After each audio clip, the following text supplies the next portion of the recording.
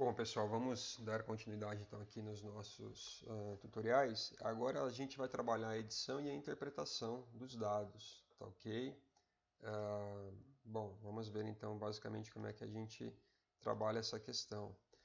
De acordo com o tutorial anterior, a gente chegou nesses valores, então eu coloquei hipoteticamente para vocês aqui 12 amostras. Então, para cada membrana nós tínhamos 12 bandas.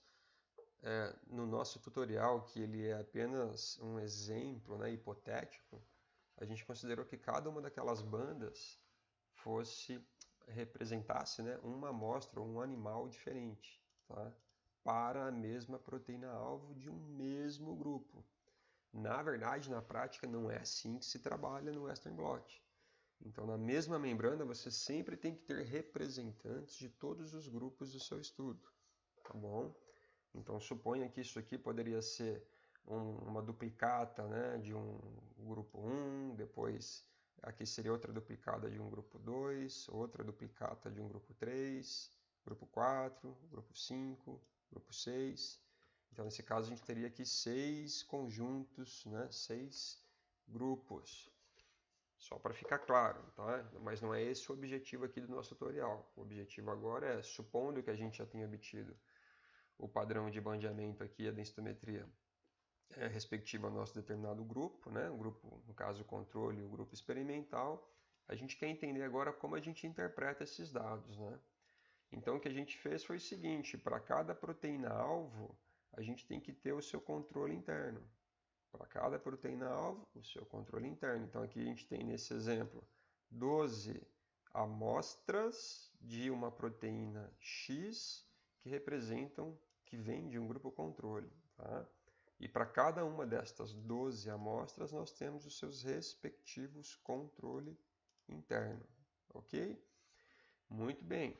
Suponha que a gente tenha também a mesma situação para a mesma proteína do grupo experimental, porque você quer comparar o efeito de um tratamento, né, de uma condição experimental, sobre a abundância de uma proteína X. Então, a proteína ela é a mesma para o grupo controle e o grupo experimental. O que a gente tem é bandas que representam, né, que vêm do seu grupo controle e bandas que vêm do seu grupo experimental. Muito bem. Aqui também no grupo experimental, para cada proteína-alvo existe o seu controle interno correspondente. Numa membrana, né, a gente certamente tá, vamos supor que você tem uma membrana com 10 lanes, 10 wells. O que significa? Você poderia correr ali 5 representantes do grupo controle, pareados com 5 representantes do grupo experimental. Então, naquela membrana, você viria com 10 bandas, sendo 5 bandas do grupo controle, 5 bandas do grupo experimental. Aí você teve a garantia de que numa única membrana você sempre teve pareado o seu grupo controle com o seu grupo experimental. Bom, muito bem. O que a gente precisa fazer? A gente precisa corrigir o conteúdo das nossas proteínas-alvos pelo conteúdo interno, pelo controle interno. Porque pode ser que às vezes você perceba que tenha uma quantidade menor de proteína, no caso ali numa proteína-alvo, mas pode ser que não é que tenha uma quantidade menor. Houve algum artefato aí no procedimento que você carregou também menos proteína, tá? Então, olha só, o que a gente faz aqui é a razão, né? É a proteína-alvo dividida pelo seu conteúdo interno aqui, pelo seu controle interno, desculpa, tá certo? O ideal aqui, o ideal é que ficasse esses valores muito parecidos entre si, se você estivesse tratando, né, em se tratando aí, apenas do seu mesmo grupo, né? No caso aqui, grupo controle. Mas lembrando que a gente retirou esses valores aqui de uma membrana que continha aí diversos grupos experimentais, né? Aqui, de novo, a gente está só tentando fazer uma análise hipotética.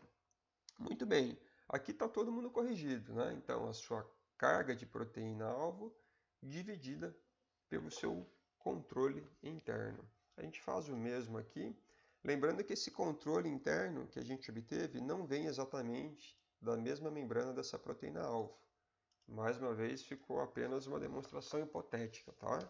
Então, aqui a gente divide o valor da proteína-alvo pelo controle interno. Muito bem. E aí nós temos essa grande variabilidade aqui, por suposto, porque, mais uma vez, a membrana da onde a gente tirou esse controle interno aqui, essa beta-actina, não foi a mesma membrana da onde a gente obteve, no caso aqui, essa proteína-alvo. Bom, vamos lá. Uma vez que a gente tem as razões, é com elas que nós vamos trabalhar agora. Então, aqui suponha que você fechou o seu N experimental do seu grupo controle, a gente vai pegar esses valores aqui, ó, e transferi-los para cá. Deixa eu só retornar aqui, porque eu preciso transferir os números, né? Aí. Então, pessoal, o que a gente fez aqui agora? A gente dividiu a densitometria da proteína-alvo pelo controle interno, obtivemos essa razão, é essa razão que importa para a gente. Então, os nossos 12N experimentais, eles estão constituídos aqui para o nosso grupo controle, que está aqui. De quem? Da nossa proteína X, que é o que a gente quer comparar entre os dois grupos, perfeito? Essa razão ela vem para cá, está aqui. Mais uma vez aqui eu tenho que trazer somente os números, né? E como é que a gente trabalha isso agora? Se a gente fizer uma média aqui, ou se a gente quiser explorar isso na forma gráfica, vamos abrir aqui o prisma. Vamos projetar esses valores numa forma gráfica para vocês verem que vai ficar um pouquinho arbitrário, né, esses valores. Então, vamos pegar esse conjunto aqui e vamos trabalhar numa forma gráfica.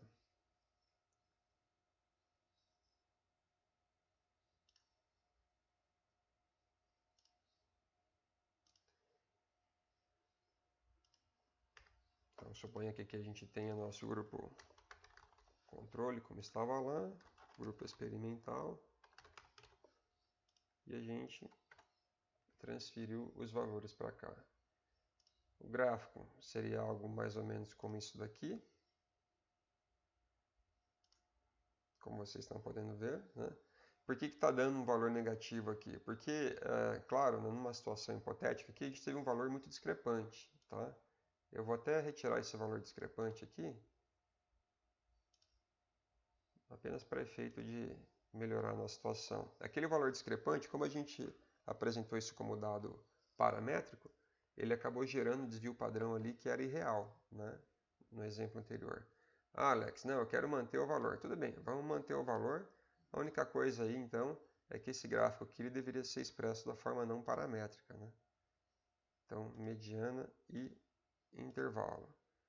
Seria uma coisa mais ou menos assim. Ok, pessoal?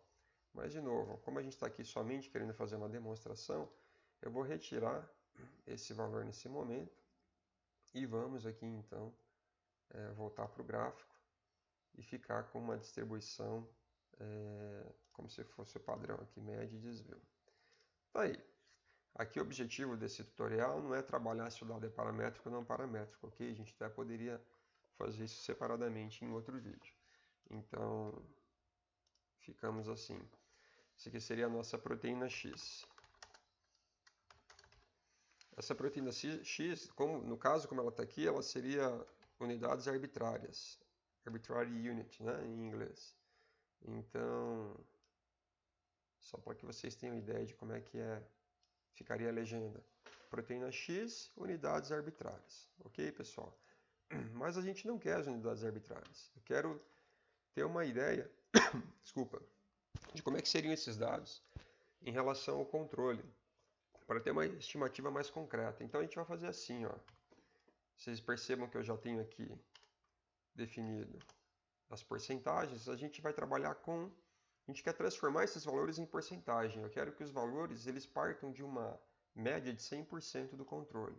Então eu quero fazer tudo isso aqui virar porcentagem. Então a gente obtém aqui o valor médio. Desculpa, ele fez a soma. Vamos trabalhar com o valor médio. 0,93. Isso aqui é um valor para se guardar. E a gente vai fazer o seguinte que agora, a gente quer que no final a média das nossas porcentagens controle seja igual a 100. Então a gente vai trabalhar com uma relaçãozinha mais ou menos assim, essa célula vezes 100 dividido por esse valor médio, 0,93. Vai lá. Aqui está todo mundo em porcentagem e vamos à mágica, né? 100, se a gente arredondar aqui, vai dar 100. Ok, pessoal? Então essa é o nosso valor médio. Agora eu quero transformar o meu grupo experimental, ou seja, a razão que a gente obteve aqui das densitometrias, eu quero compará-las em relação ao controle a partir também de uma escala em porcentagem. Então é a mesma equação que a gente tem aqui, ó. A gente copia aqui. Tá? Se vocês olharem, a gente está mantendo o valor médio aqui do grupo controle, porque o que a gente quer saber é o quanto que esse grupo aqui, ó, ele varia em relação ao controle numa escala de porcentagem. Então, quanto que ele varia em função da média do controle, que é 100. Tá? Aí a gente vem aqui, teria um aumento de 163, mas esse aumento ele é um aumento puxado por esses 780. Ó. Vamos ver como é que ficam esses valores aqui agora em porcentagem, lá no Prisma. Então, eu vou substituir aqui.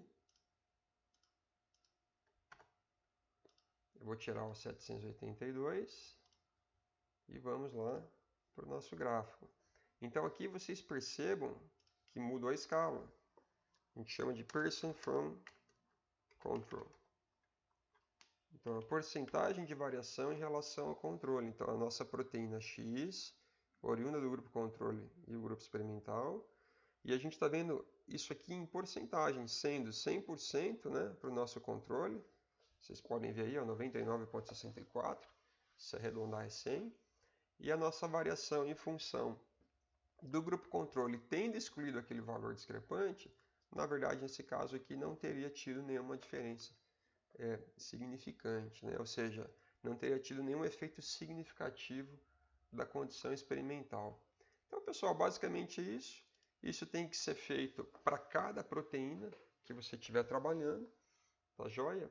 E quando você estiver trabalhando com uma isoforma fosforilada, o certo é você ter 3 colunas aqui, né? Quer dizer, suponha que você teria uma análise da sua proteína na forma fosforilada dividido pelo controle interno. Você teria a isoforma total, não fosforilada, dividida pelo controle interno. Você obteria as duas razões, e aí você faria a razão da fosforilada pela razão da total.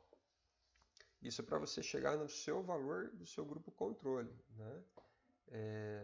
Aí você, tendo um grupo experimental, você teria lá a fosforilada do seu experimental pelo controle interno, a total do seu grupo experimental pelo controle interno, você obteria a razão da fosforilada pela razão da total. Essa razão, ela entraria aqui, ó. Né? Então, se vocês tiverem dúvidas de como trabalhar com essa questão de proteínas fosforiladas, vocês podem consultar aí os seus orientadores para verem qual a melhor estratégia a ser adotada. Essa é a forma como eu trabalho. Eu espero que isso aqui tenha esclarecido para vocês como é que então a gente chega até a construção gráfica, né, dos nossos dados obtidos a partir de uma densitometria. Ok, pessoal? Então, é isso daí. Um abraço.